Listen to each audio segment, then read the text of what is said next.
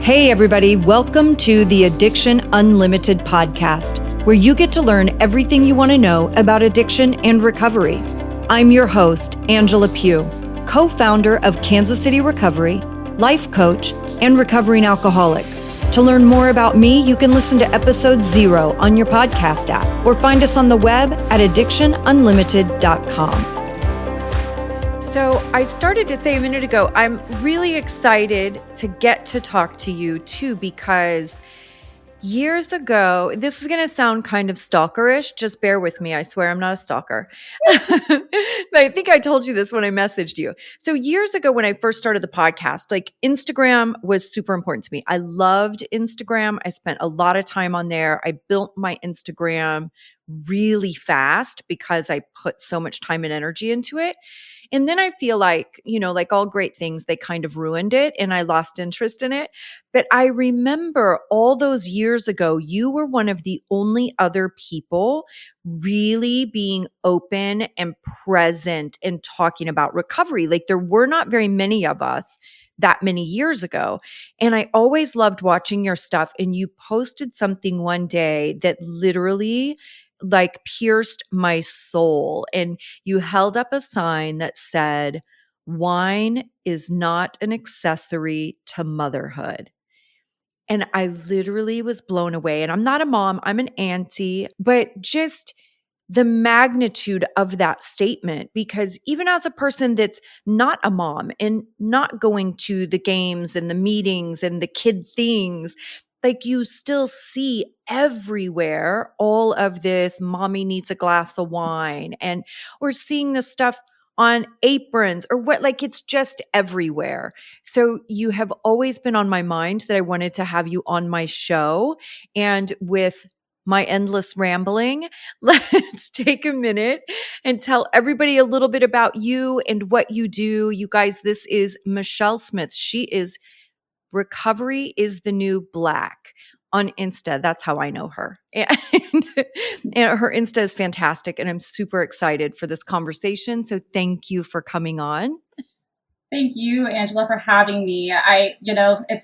It's fascinating to see like which, slogans or which posts or reels, can capture somebody and find that connection between, this boozy culture that we're truly living in. And it's pretty awesome to be able to see empowering women just like you that are finding our voice so that we can recover out loud for those, especially the women that are in silence, that are drinking secretively in isolation. And we know what that does. That opposite of addiction is connection. And I was a victim of that, like you said, with the mommy wine culture. And I like to preface it with like, I am an alcoholic. I'm in recovery. I'm a recovering alcoholic. And I had that predisposition. So I try to make it abundantly clear that the mommy wine juice culture is not responsible for my alcoholism.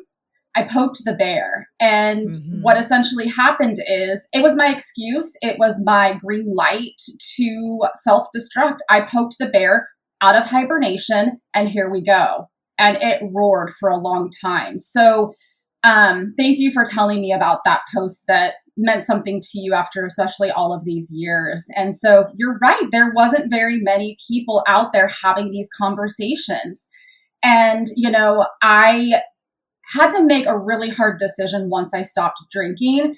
And I made an even harder decision by going public about it, which is something that a lot of fear is behind with women wanting to do this or anybody wanting to do this. And so I knew that I would continue to self-destruct if I didn't start to document and use Instagram as my personal diary. The setbacks, the failures, the successes, no matter how big the success is, I need to note it because I am so good at keeping track of my mistakes and not my victories.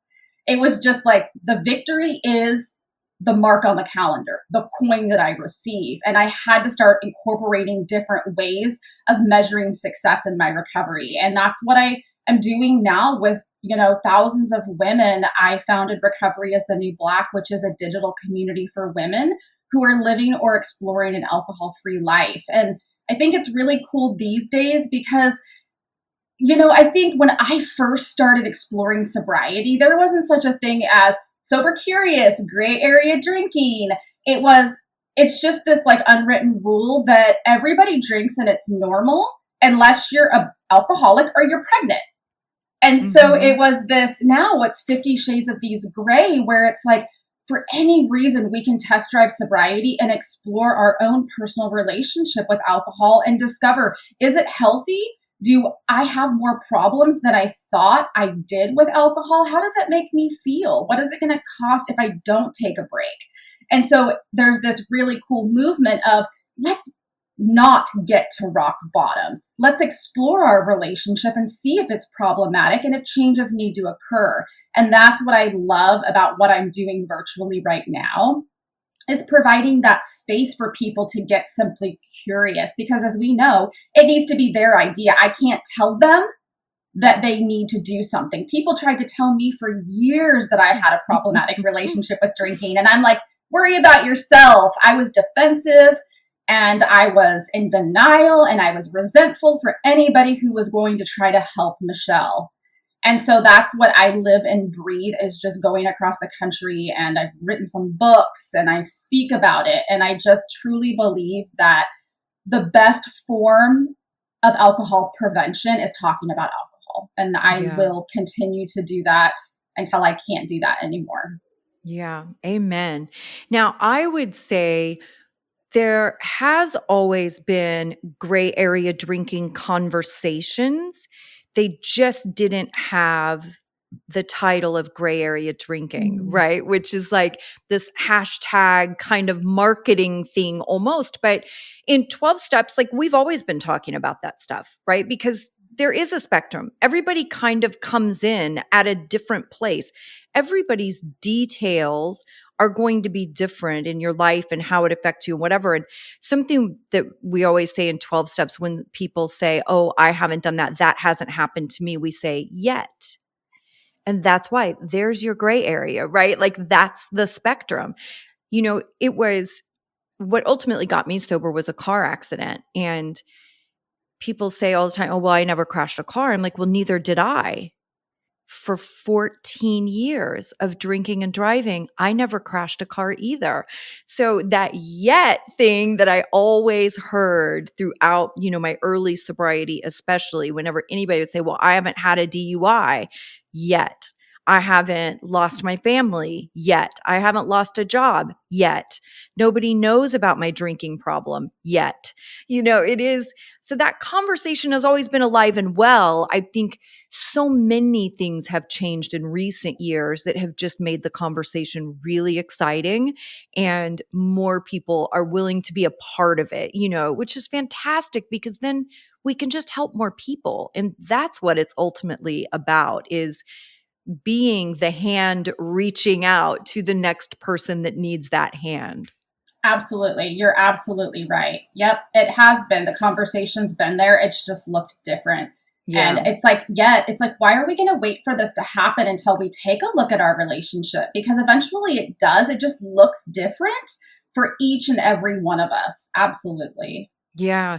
And the path to getting there is different too. And I know, you know, working with so many people over so many years, like it, most people kind of have the same concerns. They have the same fears and the same trepidations. And I know that it can be hard to just accept that I can't have any more. You Right. know, like we're always experimenting and trying to figure out how to hang on to it and what can I do so that I can have some drinks but not have too many drinks. And it's just it's so hard to get to that place where I always say it like it finally just beat me into submission. You know, Yeah. it finally got me to that place that I was like, okay, dude, you win. I can't do it. You win. I'm done.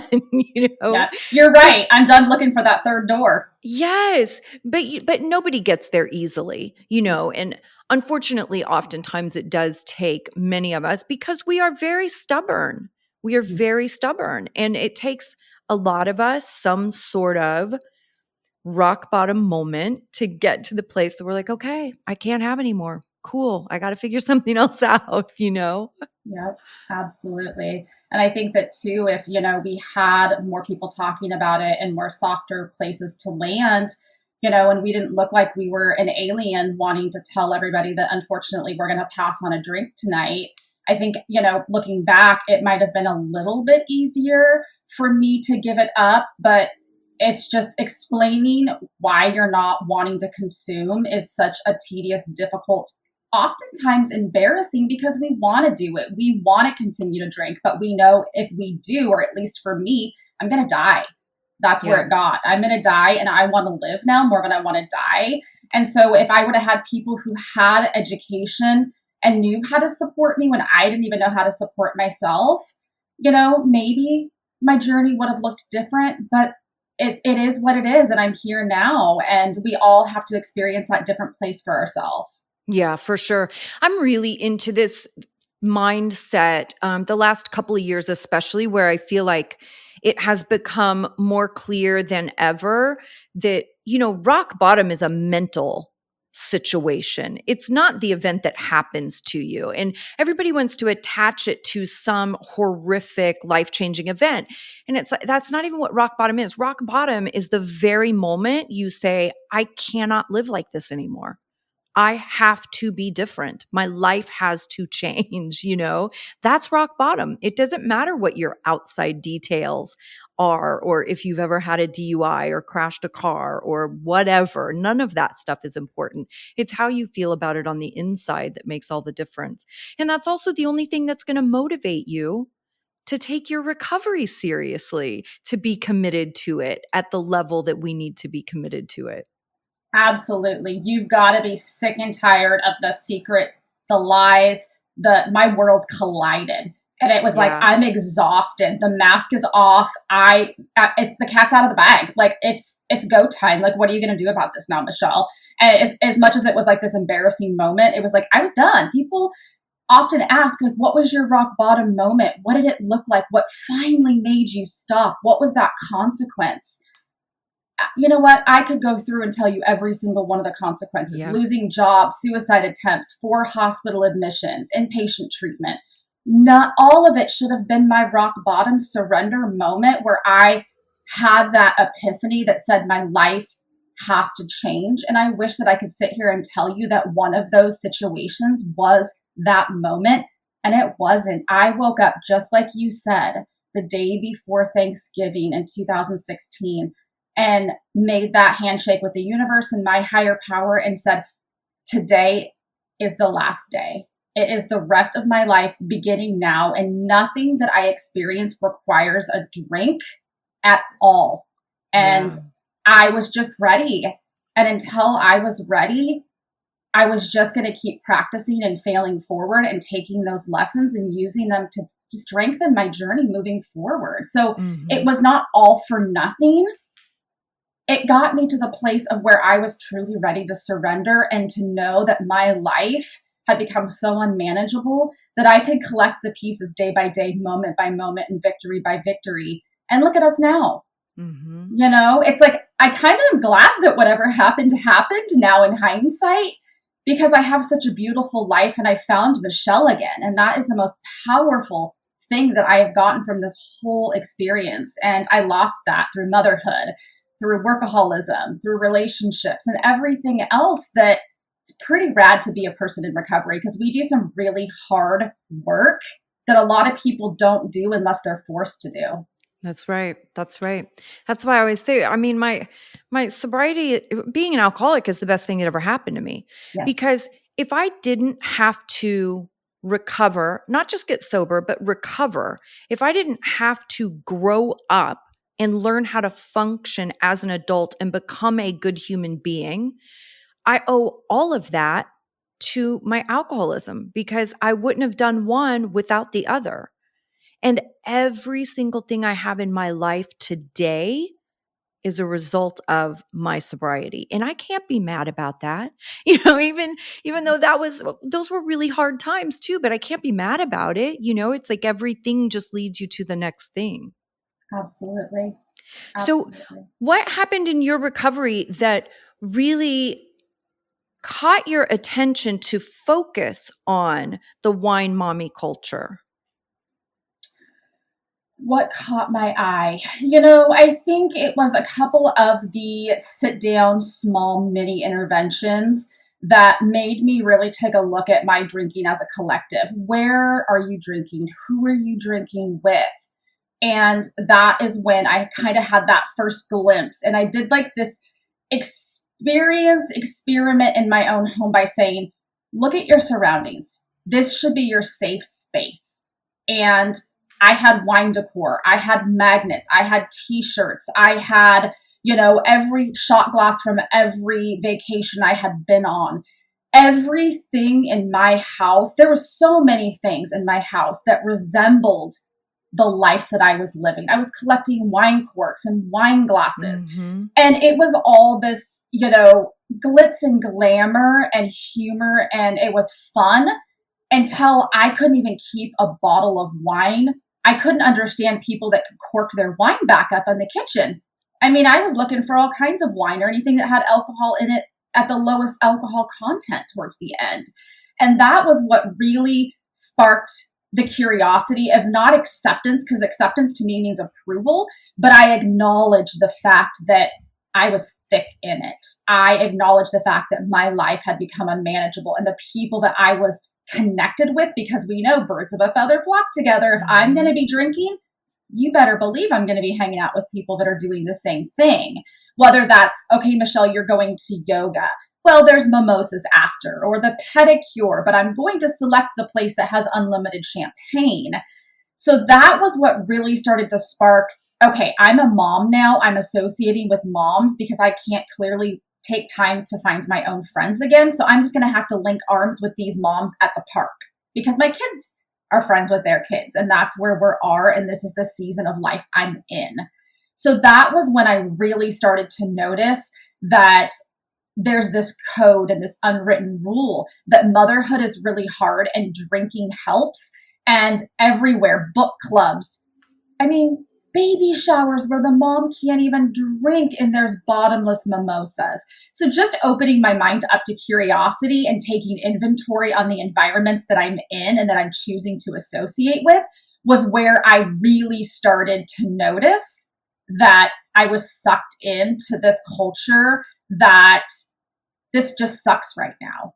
And let's just do it drinking a mimosa. And that creates dependence, as you know, and our tolerance and our threshold. And then I would go home from those events, and you bet I would eventually stop at the market or the grocery store and I'd save it for later. Nobody saw any of that. It didn't end at happy hour or at the birthday party. It would start to become this secret. So that's what I would say was the first moment of like, okay, this is where this is coming from, and what am I going to do, and how am I going to pivot moving forward? Yeah. When you first got sober, like what was your journey of being more public like? Like how did you start sharing that? Because I I know for me, like I was public from minute one. Like I was Mhm. telling everybody. I didn't have any shame. I actually really, I mean, to me, it was a badge of honor. I Yeah. felt so empowered and so strong quitting drinking. And, going to AA, like I always say, I felt like I was a part of this exclusive club, like in Yeah. my head, it was just this really beautiful thing. So I was very public always. But what did that look like for you in your circles, family, friends, the moms, all of that stuff? Yeah. Moms are going to give you, if they're still doing the same thing, of course, word of advice, don't do what I did. I asked the people who I drink with, do I have a problem? Of course you don't have a problem, right? So that didn't work. My family, they got to see the aftermath of all of it. And so they were supportive, but didn't know how to help. And their support looked like accountability, policing, consequences, a little bit of enabling and codependency. But for the most part, they were just like, what do you need? And I don't know what I need, but as soon as I figure that out, I'll let you know. So there was a lot of accountability from them, but it was very unorganized chaos because again, I am a person who professionally works in the field of addiction, which is a huge stigma in itself. We have this issue and this whole, this quietness of we don't talk about what we're struggling with. Well, let's add an extra layer onto that accountability of you are a person that is a professional in the spotlight, whether that's a doctor, lawyer, and it goes back to this disease does not discriminate and nobody is immune. And I'm a perfect example of teaching relapse prevention classes in a maximum security prison. And I'm hungover and all I can do is obsess about that 3 o'clock hitting so that I can get hopefully home before I have to stop at the gas station. And so it was very secretive for a really long period of time until the cat came out of the bag and I was ending up in hospitals I had worked at and their chemical dependency team was around me. And I would wake up absolutely mortified and humiliated, right? Of course, this is never going to happen to me. I didn't wreck my car. I didn't end up in jail because I work in them. I know the judges. That wasn't going to be my consequence. I know how to book myself and get myself out of there, right? So we don't know what it's going to be. And so it was very secretive for a really long period of time, which again kept me sick. I eventually was only associating with people who knew that I was an alcoholic, and then I was having that accountability. To be completely honest, I was where a lot of women are. I was embarrassed. I was mortified. A lot of it because I knew better, right? Of course we know better, regardless of what your name plaque says or what degree you have in college. And so I stayed quiet for a really long period of time. And when I hit a year was when I saw the light switch and the transition of my family finally believed me. There was this trust factor that was built. There was this, wow, Michelle is a very private person and has to be because of her job. And she's going public on a social media platform. Of course, there's accountability. And I think this is for real. Like she's in it to win it. And from that moment forward, when I had a year, I started having that confidence. And I knew that I could keep that momentum going because that was going to be a huge piece of accountability because I love our sober community just virtually. That if we don't post for a certain period of time, your DMs are being flooded with, I love you. I'm thinking about you. How are you doing? Are you okay? And even just, when I would relapse in the rooms, they knew where I was. They didn't have to shame me. They just said, welcome back. Yeah. And that just gives me just the shivers and all the feels because they get it. Yeah. We don't need to shame ourselves any more than we do it all for ourselves. And so, sure. Yeah. Absolutely. So that's, once I hit that year, I really was like, I think I'm going to do this. I freaking love this. I'm not just chronically relapsing and never getting to these beautiful moments that people talk about that's so magical. I want to push through the 30, 60, and 90 and really live this life of recovery and honesty. And once I did, I became unstoppable. It was my superpower. Yes. Totally a superpower. But it takes a lot to get there. It is not a simple journey for anybody. It's hard and it's so crazy. Now, do you find that is there a dad's drinking culture also or is this really geared more to moms? It's a great question.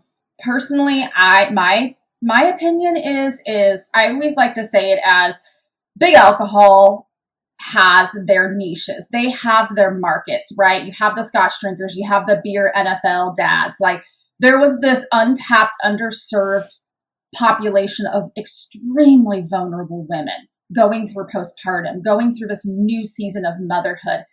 Let's target, right? And you get the skinny wines, the vodkas, the flavored this, the t-shirt and that. And that's where they struck gold. I truly believe that. And that's what I fell into. So I feel like there is the male culture, but women are drinking for emotional voids and comfort. Yeah. Where it feels good. Of course, the reason people pick up any mind altering chemical is because it feels good and it feels better. But when we're getting such a hit of dopamine that is so euphoric, that isn't being dripped out like walking out and seeing the sun, that has natural endorphins and dopamine, like that is the beautiful part. If we have to not work at it, it's not real, right? And so that's, I feel like, the difference between the male and female, mom versus dad, is that they can have those drinks and hang out with the buddies. I wanted to feel better, and I was sad and I was depressed and I felt disconnected and I wanted community. I wasn't getting it by being with them, which I was convincing myself that that was friendship. There was no substance. It was drama. It was gossip. It was superficial. I wanted to feel connected. I felt alone. I felt sad. And that gave me the synthetic confidence. It gave me the idea that I felt better momentarily. After 15, 20 minutes or 3 bottles later, waking up in the hospital, I felt worse, obviously, more anxious, more depressed, more problems than I had before. And so I think it's just different in how they're divided and what their purpose is and of their consumption is to begin with. We're emotional creatures, right? Mm-hmm. As women are just, we have a lot on our plates, and we are expected to do it all, and to do it all with a smile on our face. And, when I would scroll through these Pinterest worthy, beautiful family photos and beautiful kitchens, that wasn't my life anymore. And my expectation for what I thought modern day motherhood was going to look like, and where I was sitting in the thick of my own reality, it was so different. And I never thought about, what can you do now that you're a mother of two? You can't do what you were doing when you were working in corporate America with no children.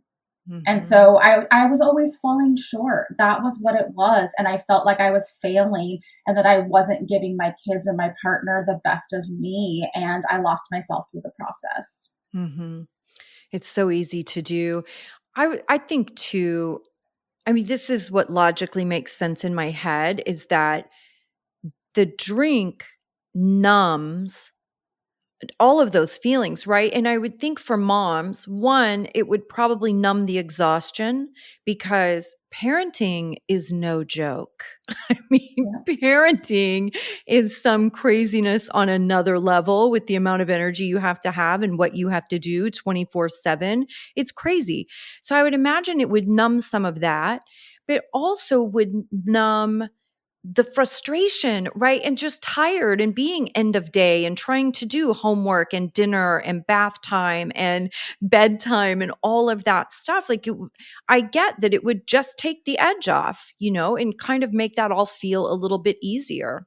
That's exactly what it is. It's that transition and that role of, it's innocent until it's not. And so that one glass feels great. And I don't have time to go, look for the sun or walk for 15 minutes without attaching a trailer hitch to the kitchen to the stroller to get outside in the pouring down rain.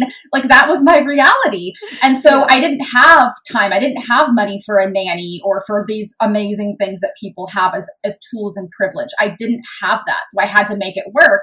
Cooking and having a glass of wine, it worked. It was my self-care. It quieted the noise and the chatter in my head. And it felt amazing. Yeah. Again, that dependence and the tolerance. Then all of a sudden I had a glass and a half before dinner, then just one glass at bedtime. By the time my head could spin, I was waiting to get through bedtime stories, skipping pages just to have that glass of wine as that reward and that treat. And what we define in our society as self-care, that's self-care is caring for yourself. Loving and honoring the way you speak to yourself, move your body, because it does some incredible things for us. Yeah. That is self-care, not shoving a mind-altering chemical that is destroying you from the inside out, that is literally poison. That is not self-care, and there is nothing cute, glamorous, or funny about it, period. For sure. Also, listen, even talking about that in the bedtime story and skipping pages, those are the little tiny details where you are starting to make decisions based on your drinking. Yes. And I know for sure when people call me initially, for coach, when we're doing our first consultation call, those are the dots that are really hard to connect. In those, when you're still in active addiction, for sure, it takes a little while. But when you start understanding that, when I started to see how many little tiny decisions I made revolving around my drinking in one way or another, it was it was horrifying, honestly, because I had no idea. And like in 12 steps, that's when we say something becomes your higher power, right? Like if you're making your decisions based on this thing and you're not going to this place, like I remember my sponsor saying this to me one time after going through a breakup. And he's like, oh, are you going to meet your friends? I was like, oh, no, my ex might be there. Oh, are you going to go here and do that? No, my ex might be there. And he goes, oh, so I guess he's become your higher power now because Mm. I was making all my decisions around him, seeing him, not seeing him, right? And we do that with alcohol. That's where it takes that place in our life where everything we're doing starts to revolve around doing it, making time to do it, recovering from it, making excuses for it, like everything. And that little, ooh, that was a good little golden nugget right there, skipping pages in the bedtime story. Absolutely. And that's the best way that I've noticed of working with somebody or just, answering a DM. It's not, oh, Michelle, I'm way far away from your story. Well, so was I when I walked into the rooms and I wanted to walk Absolutely. the heck out. I mean, I would drink in the Mhm. bathroom there just because I'm like, these people are nuts. Like, this isn't going to be my story. Like, they're like literally going to die if they don't stop drinking. I wasn't there yet. I was definitely further along than sober curiosity, but I didn't have the ability or I wasn't ready to find the similarities. I was looking at the Yeah. differences. And that's what people like what you're saying is Michelle, that hasn't happened to me yet. I get that. But what good is coming out of doing it? Right. What good? So ask yourself that, not what is it? I'm not that bad and this hasn't happened. So what is it going to cost you if you don't? Why are you doing it? What benefit is it providing you? And for them to write a list of why they do it, it's very minimal. And it's such a beautiful way to get them to start seeing their own inventory and their own patterns and how, oh, wow, I used to do this to self-soothe, but I don't have the time. Well, you know that you're drinking and that's not helping. So how can you make the time to take care of you before you have that option or that ability to make that decision for yourself? And Child Protective Services makes it for you, like they did with my situation. Yeah. Like, it's like, just start taking inventory on what is in your house. How is this affecting your life? What is this taking away from you being present in your own life that you worked so hard to build and love? And why do you want to escape everything that you've wanted and you've worked so hard to get? Why are you wanting to escape your own reality now? And I had to do that deep work beyond, I lost my mother when I was becoming a mother. I started having health issues and I had strokes. My husband went to war. Like there was so many things that are not excuses, but I had to work through in my program and therapy to say that was what changed. I didn't have support. I didn't take time to do the bereavement work. I self-medicated, right? So there's all these pieces that make sense of why you picked up, but now how are you going to fix it? Because you're responsible for fixing it, because nobody that has died is ever coming back from me drinking. And I want to live a life that they would be proud of, not to see me struggle. So that, that work, it's tough, but picking up those breadcrumbs and reverse engineering and getting really clear on your habits and your daily routine, because you're right. It starts just minimal, little itty bitty bites that are innocent that say, I'm far from having a problem. Right. Let down the facade and the resistance and just be open to exploring how that might turn out. Yeah. The possibility of what if. Yep. Yeah, absolutely. You've given us so many great things to think about. What if somebody is sitting back today trying to figure out in this mommy wine culture, right? And they're identifying with everything that you're saying and saying, oh my gosh, that's exactly my situation. What is something you would tell them? Like, how can they just get started doing something today? My philosophy is when you have a head full of sobriety, drinking is never the same. Instead of taking things away from your life and you feel deprived and you feel restricted, it makes you want it more. So while you're in the carpool line, while you're folding laundry, listen to podcasts like this. download them, little nuggets of hope and stories and inspiration that are going to resonate with you. Get a Quit Lit book. On Amazon, it is cheaper than a bottle of wine. Get stuff that are going to help support you and love you and nurture you, not deplete you and take everything away from you. Get into anonymous groups and Facebook, things that are free. Just expose yourself to knowing that people just like us struggle too, and that we're not alone is the biggest piece of advice that I have for people, is just to not go in full guns blazing and just dip your toes in the curiosity to know that, wow, that bedtime story resonates. I do that, right? I haven't done the bereavement work yet. I'm connecting that I'm sad every anniversary that my mom has passed. Like, my mom died on her birthday. So October 17th, every year, it is hard because I have that. And that's one of the things I know that I have to be very mindful of, right? So those little pieces of nuggets are allowing you to be open to, wow, I need to remember that some of these days are ingrained and I have to be on point, and the other ones are just going to, spark our, the world shuts down or we lose our job or we're just having a really crummy day and feeling triggered. But just having your head full of sobriety and just starting to listen to things, because if we take things away, it's like we feel like we have this like Swiss cheese. We're wholly all over, right? And if we don't plug them back in with friends and with community and with cool celebrities that are struggling too, like that's where it's at. That's where I've seen the biggest epiphany and pivot into exploring and having them let down their guard. Yeah. Yeah. And I love that you talked about like going to meetings and the anxiety around that and drinking in the bathroom, because I think so many people think of it like, as somebody that's been sober a long time too, like they think that I'm like skipping down the hallway, to go to my first meeting. I'm like, no, we're all terrified. Like Yep. we all have that anxiety. Like I almost threw up the first time I went to a meeting because I was Yep. terrified walking in there. We all have that. So just know that everybody else that's there felt the same thing. We're all scared doing that stuff. It's hard. Absolutely. And I honestly, when I went in there for the first year, I had a pit in my stomach. I couldn't say with full honesty and transparency, hi, I am an alcoholic. Like, my name's Michelle and I'm an alcoholic. But the moment that year, it's again, how you started this whole podcast, badge of freaking honor. That is not necessarily a label that I'm proud of. That label, but that tells me, Michelle, you're a person who can't drink. That's the only thing in this world you can't do, which leaves endless possibilities of things that you can do. And that title I'll wear with a badge of honor for the rest of my life.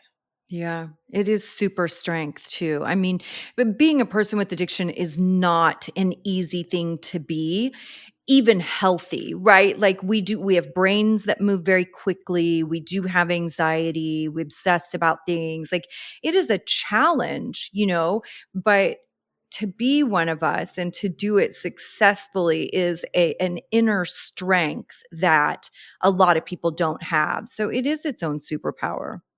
Absolutely. Okay, final question, favorite question. What is your favorite thing about being a sober person?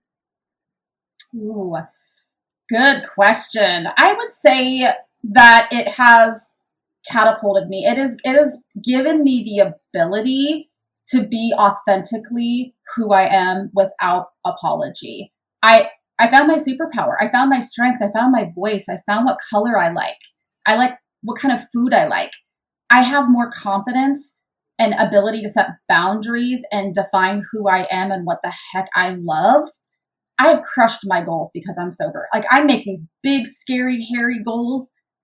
I'm fulfilling every single one of them. I was a quiet, hidden drunk with her head held down, suicidal, wanting to die. I don't want that anymore. So good.